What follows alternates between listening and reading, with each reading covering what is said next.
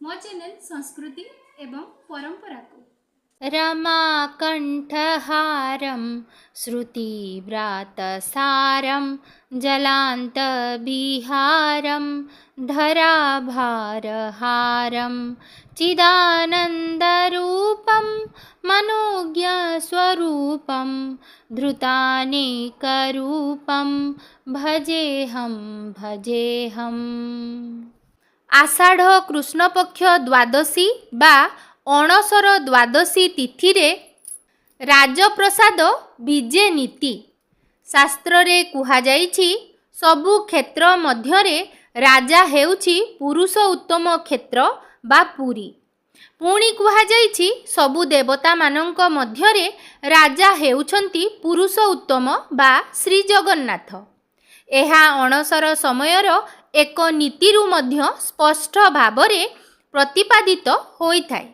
अणसर घरे ज्वर रे पड़िथिबा ठाकुर मानंकु केवल जे पणा भोग करा जाइथाय ताहा नुहे, सेही तरल भोग सहित लिया गुड़ खई एवं पणस आंब आदि शीतल भोग मध्य करा जाइथाय।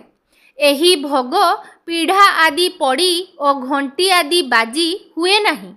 एहा सर्पा मणहि विधि रे केवल दुई हातरे टेकी धरी समर्पण करा जाइथाय।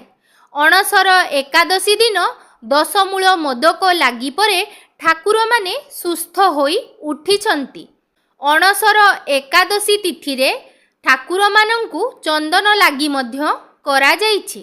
सेही घोरा चंदन रे कर्पूर केसर आदि मिसी थाय। राघव दास मठ देइथिबा 22 गोटी हांडी खई एवं कोरा कदली पणस आंब आदि फल भोग होइथाय।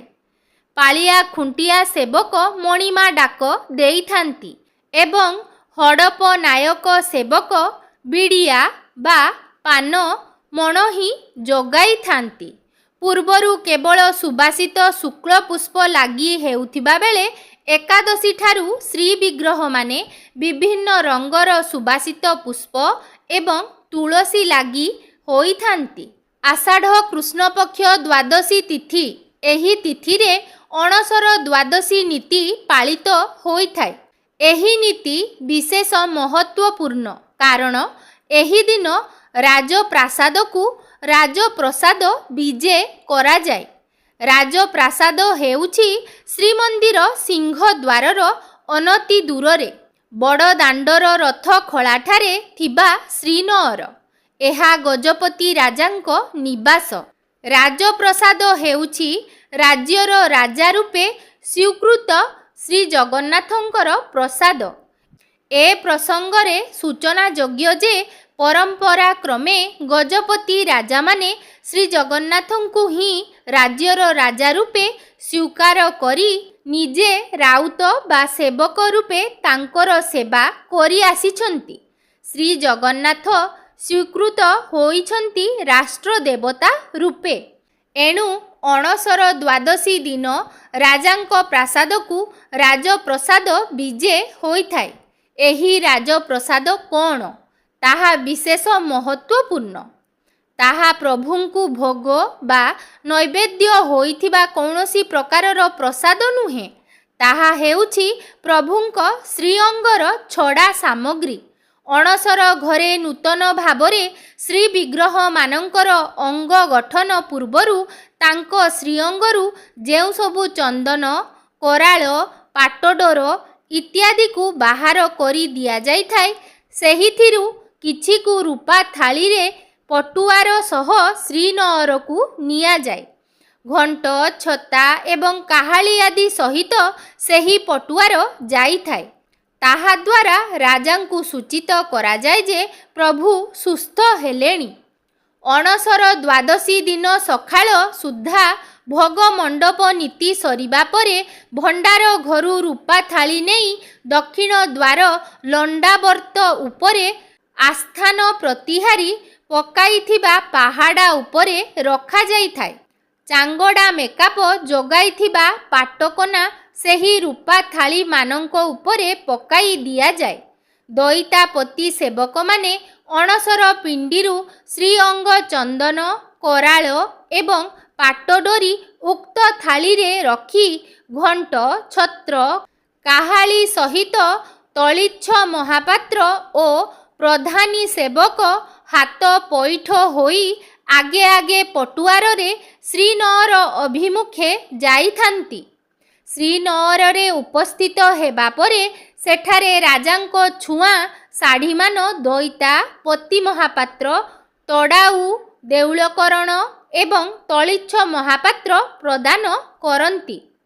ସେଠାରେ ଗଜପତି ମହାରାଜା ପ୍ରସାଦ ସେବନ ପରେ ଦଇତାପତି ସେବକମାନେ ମହାପ୍ରଭୁଙ୍କ ସୁସ୍ଥତା ସମ୍ପର୍କରେ ଗଜପତିଙ୍କୁ ଅବଗତ କରିବା ସହ ରଥଯାତ୍ରା ଏବଂ ଗୁପ୍ତନୀତି ସମ୍ପର୍କରେ ସୂଚନା ଦେଇଥାନ୍ତି।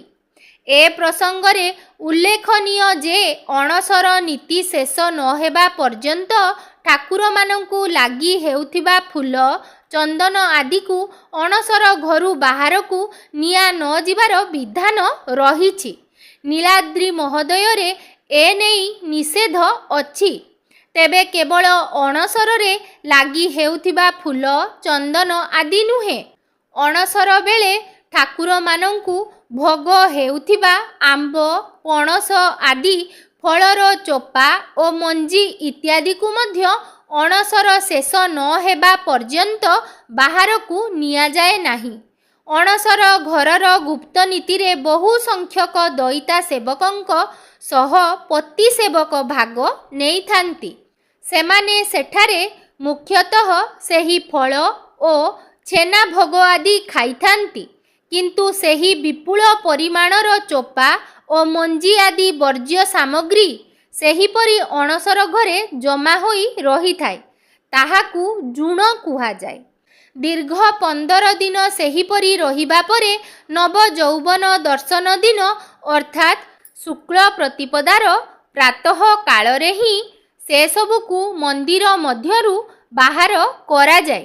କିନ୍ତୁ ବିସ୍ମୟକର ବିଷୟ ଏହି ଯେ ଦୀର୍ଘ 15 ଦିନ ଧରି ମନ୍ଦିର ଭିତରେ ଗଦା ହୋଇ ରହିଥିଲେ ମଧ୍ୟ ସେଥିରୁ ଦୁର୍ଗନ୍ଧ ହୋଇନଥାଏ। ବିଶ୍ୱନାଥଃ ପ୍ରୀତିଦଶ୍ଚ ସର୍ବଦେବ ପ୍ରିୟଙ୍କରଃ ବିଶ୍ୱବ୍ୟାପୀ ଦାରୁରୂପଶ୍ଚନ୍ଦ୍ର ସୂର୍ଯ୍ୟ ବିଲୋଚନଃ।